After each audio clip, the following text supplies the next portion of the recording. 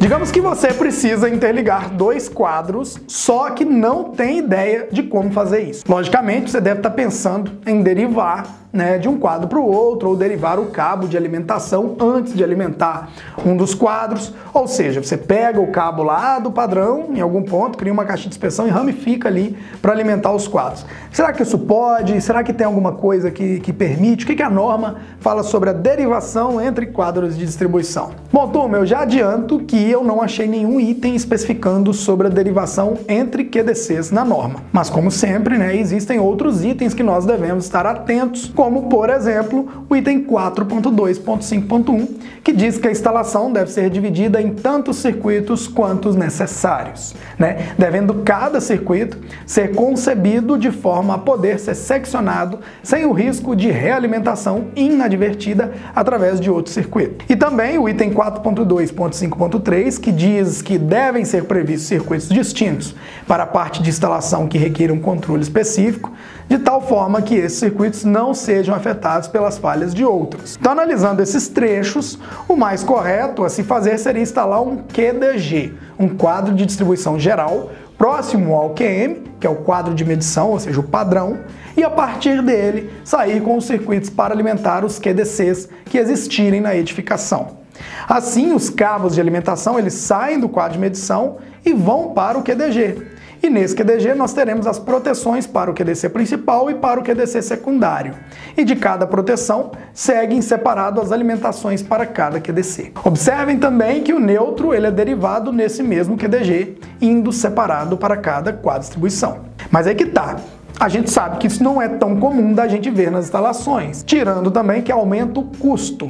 E, na minha opinião, não é necessário na maioria dos casos. Por exemplo, uma casa de 2 pavimentos. É mais fácil você chegar e alimentar um quadro e depois alimentar outro, do que vir com 2 circuitos separados. Só que aí, pensando ainda no que diz a norma, quanto às derivações, nós temos mais uma opção. Essa segunda opção é a mais usual, inclusive foi o que eu fiz lá no Hosting Office. Do QDC principal, sai a alimentação para o QDC da casa de máquinas, da piscina, e dali também derivei para o QDC da área de churrasco. Os cabos de alimentação saem do QM e vão para o QDC que fica na casa principal. No QDC principal existem 2 disjuntores separados para fazer a proteção geral de ambos os quadros secundários.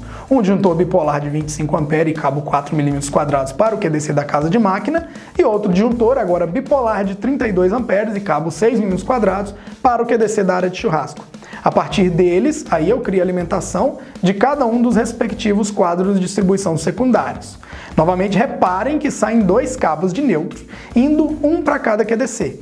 Tem o cabo de aterramento também, só que logicamente derivando no barramento de terra. Então eu posso derivar ele em pontos de inspeção também. Bom, as 2 opções mostradas acima atendem à norma, mas é importante saber que qualquer uma que seja a sua opção, é necessário manter a coordenação e seletividade conforme está no item 6.3.6 da NBR 5410. E coordenação e seletividade nada mais é do que isso que eu mostrei para você. Você escalar os circuitos, você colocar eles de forma coordenada e separar e selecioná-los. Então não tem como, por exemplo, sair com um cabo só de alimentação do meu quadro de distribuição na roça, indo para outro quadro e fazer uma derivação ali. É bom que eu saia com circuitos separados, com circuitos distintos do quadro principal, tá? Mas aí vem um detalhe importante nisso tudo, Por que eu considero a primeira opção a mais correta, apesar de ser menos usual? Olha o que pode acontecer na prática lá no Hosting Office. Digamos que eu empresto o Hosting Office para o Charlão, por exemplo, passar o fim de semana com a família dele lá. Como existe a área de churrasco,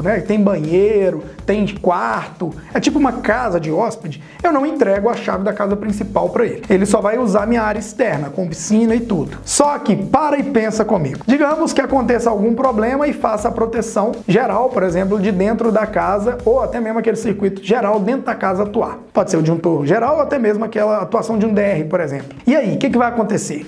Charlão e a família teriam que voltar para casa sem aproveitar o final de semana. Afinal, o quadro principal está dentro da minha casa, que vai estar fechado. Eu não emprestei a chave para ele. Enfim, não é o caso, porque se um dia eu emprestar o sítio para ele, eu vou liberar todas as chaves, Mas vocês conseguiram entender o porquê essa regra da coordenação e da seletividade? É isso mesmo. A norma simplesmente determina as regras, mas ela não menciona detalhadamente como nós devemos executar a instalação. Por isso que nós, profissionais aqui, devemos saber interpretar o que está sendo recomendado na norma, tá bom? Agora você deve estar pensando, André, eu não poderia derivar um cabo da mesma seção do ramal de alimentação que chega no seu quadro, que vem do padrão e alimenta o quadro principal, para fazer a alimentação de outro quadro? Bom, raramente você terá a carga individual de dois quadros iguais à carga instalada no seu padrão. Então é meio que jogar dinheiro fora. Por exemplo, fazer uma derivação de um cabo 16 mm da alimentação do QDC principal com outro cabo 16 mm para alimentar um quadro secundário, que talvez precise de uma alimentação de 6 ou 10 mm, que nem é o meu caso lá. É meio que jogar dinheiro fora, eu poderia usar cabo 6 ali. Então era só botar um disjuntor antes. Por isso, o primeiro exemplo mostrado de separar as alimentações e, lógico, as proteções gerais desses circuitos ao longo da instalação, após o padrão de entrada, faz mais o sentido, né? Você só tem que analisar a necessidade de estar gastando tanto cabo elétrico assim. Então, numa casa de 2 pavimentos, como que ficaria? Você chega, alimenta o quadro que está, por exemplo, no nível térreo, no piso térreo, coloca um disjuntor de proteção dentro desse quadro e leva a alimentação para o quadro secundário que está no outro piso. Logicamente, você pode ter até maior carga instalada no pavimento superior do que no inferior, mas nunca que a carga instalada no quadro de cima vai ser maior do que o de baixo, que o de baixo é o seu quadro geral. Então, dentro de uma mesma casa, você pode estar fazendo, você não teria que vir com circuitos separados lá do padrão. Eu quero te fazer um convite agora. Nós decidimos abrir algumas vagas para o curso de eletricista profissional com uma condição para lá de especial para você. Lá dentro do curso, né, você vai aprender o passo a passo completo de como iniciar a montagem de um quadro e como terminar essa montagem também de uma forma simples, de uma forma fácil. Você vai se tornar um verdadeiro expert em quadro de distribuição. E para você fazer parte dessa turma especial, basta procurar um link aqui abaixo